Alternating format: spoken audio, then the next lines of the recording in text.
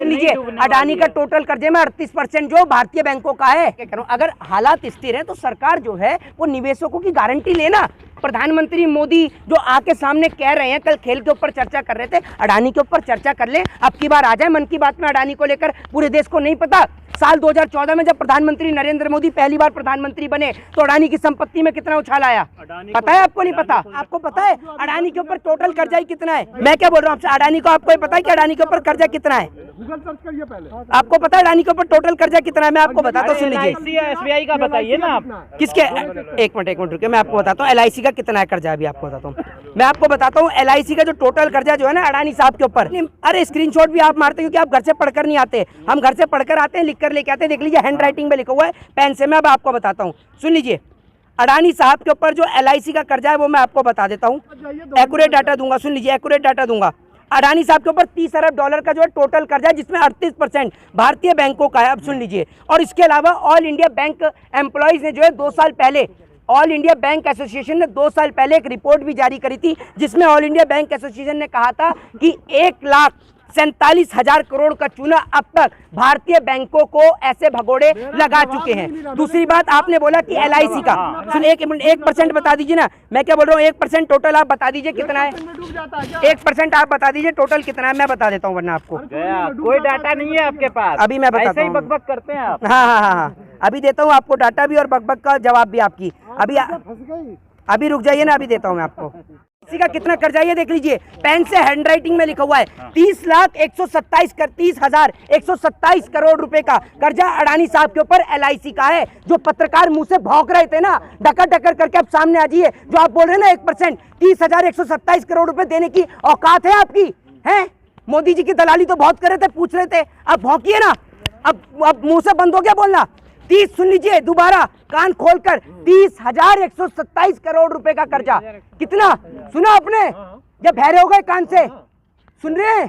अब नहीं सुनाई दे रहा होगा इन्हें। और आप, हाँ आप एक मिनट, ये बोल रहे थे ये पत्रकार की मेरे पास कोई डाटा नहीं, इधर आइए, मैं देता हूँ ना डाटा, पूछिए और क्या पूछेंगे, मैं देता हूँ आपको डाटा और क्या पूछना चाहेंगे। अब सुनिए, अब आपको और बताता हूँ।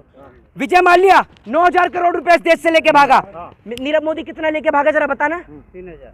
बताओ, आप बताइए ना। आप तो बहुत पढ़ते हैं ना, मेरे पास तो डाटा है। मेरे पास भी बोल रहे थे पत्रकार की डाटा है नहीं, आपके पास बहुत डाटा है, बताइए ना। आप बताइए। 4,000 करोड़ से ज्यादा नीरव मोदी लेके भागा है। देंगे पैसा? मोदी जी की दलाली करते हो। लेकिन अब अडानी की बात आ रही है ना, तो वो जो आता था आपके टीवी चैनल पे, नहीं अंजना जी, नहीं अंजना जी, वो संबित पात्रा OMGC वाला, वो भी गायब है, वो तो नजर ही नहीं आ रहा। मुझे लगता है आजकल वो अस्पताल में काम कर रहा है, क्योंकि उसको दिख रहा है कि सरकार कभी भी जा सकती है, तो वापस से डॉक्टरी की डिग्री जो ले रखी है मैंने, वापस से डॉक्टरी का काम सीख लूं। पता चला यहाँ से भी नौकरी गई और वहाँ से भी गई, इसलिए वहीं लगा हुआ है मुझे लग रहा है। वो बता दूं कि ये जो सब टॉपिक्स हैं ये सब लोगों को बांटने वाले टॉपिक हैं। पहले ये इन्हों के पास टॉपिक रहता था हिंदू और मुसलमान के नाम का, अब इनके पास टॉपिक है हिंदुओं को हिंदू से लड़ाने का ही। आप देख ही रहे हैं, ये इस देश को कैसे भी किसी भी प्रकार से लोगों को यहाँ के जीने नहीं देंगे। लोगों के बीच में आपसी नफरत इतनी पैदा कर देंगे कि लोग एक साथ चाहकर भी नहीं रह पाएंगे। अभी व्यवस्था बता दीजिए। हाँ जी, वर्ण व्यवस्था जो बनी थी उस समय पर प्राचीन काल में, ना तो आप थे ना मैं था, ठीक है ना तो आप थे ना आपने बनती हुई देखी ना मैंने बनते हुए देखी। और आप ये जो वर्ण व्यवस्था की बात कर रहे हैं, ऐसे तो जो मुस्लिम्स हैं उनमें भी कबीले हुआ करते थे, जिनको आज आप जातियों का नाम दे देते हैं। ये बताइए ना, उस टाइम पे तो कर्म के आधार पर बना दी गई थी। कैसे वर्ण व्यवस्था बनी जो सारी मलाई ब्राह्मणों को मिल गई?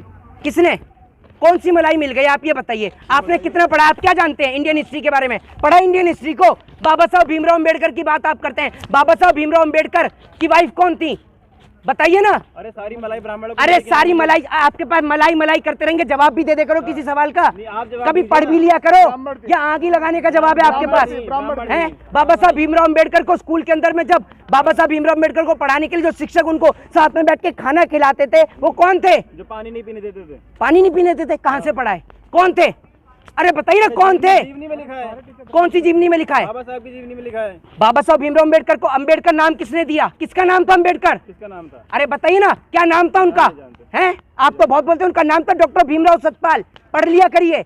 अगर पढ़े लिखे होते ना तो सवाल ही नहीं पूछते। ये लोग आज इसलिए पीछे पड़ रहे हैं क्योंकि इस देश के लोगों ने विजय माल्या को देश से भगते हुए देखा है, नीरव मोदी को भगते हुए देखा है, मेहुल चौकसी को भगते हुए देखा है, और तमाम देश के बड़े बड़े भगोड़े जो बैंकों को लाखों हजारों करोड़ों रुपए का चूना लगा के गए हैं, उनको भगते हुए देखा है। इसलिए अब देश की जनता जो है वो सतर्क है और चौकन्नी है, और इसीलिए लगातार सरकार से कह रही है कि वो सरकार जो जरा सी छोटी छोटी बातों पर सीबीआई और ईडी की जांच करवाती है, छोटी छोटी बात पर कमीशन बनाकर छोड़ देती है, आज जब अडानी का इतना बड़ा मुद्दा है तो सरकार चुप और मौन क्यों है? ये सबसे बड़ा सवाल है। विदेशी बात पे यकीन करेंगे? अरे अगर विदेशी बात पर यकीन करने की आप बात कर रहे हैं, एक बात आप मुझे बताइए, अगर विदेशी जो हिंडनबर्ग जो है वो अगर गलत है वो, तो सरकार उसके ऊपर क्लेम क्यों नहीं करती और सीबीआई और ईडी के जरिए जांच क्यों नहीं बिठवाती? ये बताइए ना आप मुझे। अगर आप अडानी का पक्ष ले रहे हैं तो विजय माल्या और मेहुल चौकसी जो पैसा लेके भगाए, अपना घर बेच के देंगे लोगों का पैसा? देश को नंगा कर दो, देश के लोगों पे खाने को रोटी ना हो और एक आदमी पूरा चांद तक पहुंचा तो गर्व होगा आपको? खाने को रोटी। सरकार ने सबसे ज्यादा कॉन्ट्रैक्ट जो है वो अडानी को देने का काम किया, एयरपोर्ट बनाने का। क्यों? क्योंकि अडानी को वापस से जीवित करने के लिए सरकार उनको कॉन्ट्रैक्ट देती है, इसीलिए। और दूसरी बात ये कि एयरपोर्ट जब प्राइवेटाइजेशन हो रहा है तो जब जनता के पैसे से एयरपोर्ट क्यों बनेगा, सबसे बड़ा सवाल बताइए ना आप मुझे। जब एयरपोर्ट का प्राइवेटाइजेशन हो ही रहा है तो जनता के टैक्स के पैसे से क्यों बने एयरपोर्ट? बनाए करोड़पति अरबपति लोग जो हैं, जितने भी प्राइवेट कंपनी है, अपने पैसों से बनाए। अडानी साहब अपने पैसों से बनाए। LIC के अंदर लाखों हजारों लोगों का पैसा है। उसके बाद जब विजय माल्या देश का 9,000 करोड़ लेके भागा, नीरव मोदी 4,000 करोड़ से ज्यादा लेके भागा, उसकी जिम्मेदारी किसने ली बताइए आप मुझे? जब देश के अंदर चौकीदार ही चोर हो ना तो कोई भी जो है वो भग सकता है, देश से आराम से पैसा लेके भग सकता है। आज तक मोदी जी नीरव मोदी को नहीं लेके आ पाए, और हर भाषण में पूछ लो तो यही कहेंगे नीरव मोदी आ रहा है, जैसे पता नहीं वो पैदल चल के आ रहा है जो अब तक पहुंचा ही नहीं है। ये सवाल अगर किसी चोर से होगा तो वो चोर ही कहलाएगा। अगर चोर को कोई पकड़ता है तो उसमें भारत देश की छवि खराब नहीं होती है। तो सीधी सी बात है। देश का विरोध करना, देखिए अडानी का विरोध करना देश का विरोध कैसे हो सकता है? अगर आप मुझे एक बात बताइए, कल को अगर देश के अंदर कोई बलात्कारी है जिसने बहन बेटी के साथ अगर बलात्कार किया, अगर उस बलात्कारी को उठाकर जेल में डाला जाएगा तो इससे देश के ऊपर आ जाएगी टारगेट की बात। कैसे देश का नाम भी तो ऊंचा किया है। किसने? तीसरे नंबर पे आते थे अमीरों में, भारत का तो इतना नाम ऊंचा किया है। अरे मेरी बात तो सुनिए, मेरी बात तो सुन लीजिए। देश का जो नाम ऊंचा किया है, तो आज जो रिपोर्ट सामने आ रही है, मैं तो ये कह रहा हूँ अगर अडानी साहब सही हैं तो सरकार जो है जांच क्यों नहीं कर रही है? सरकार जो है हिंडनबर्ग के ऊपर कानूनन जांच करे। भाई आप भारत देश के किसी नागरिक को अगर बदनाम कर रहे हैं और अगर वो सही है तो जांच कराई जाए। वित्त मंत्री ने कहा है जांच कराई जाएगी। कब कराएंगी वित्त मंत्री जांच? वित्त मंत्री को तो कोई, वित्त मंत्री तो कल को ये भी कह देंगी, जैसे वो कह रही थी ना लहसुन प्याज में नहीं खाती, तो वित्त मंत्री कह देंगी शेयर बाजार में मैं इन्वेस्ट ही नहीं करती, मुझे क्या पता। फिर आप क्या कर लेंगी?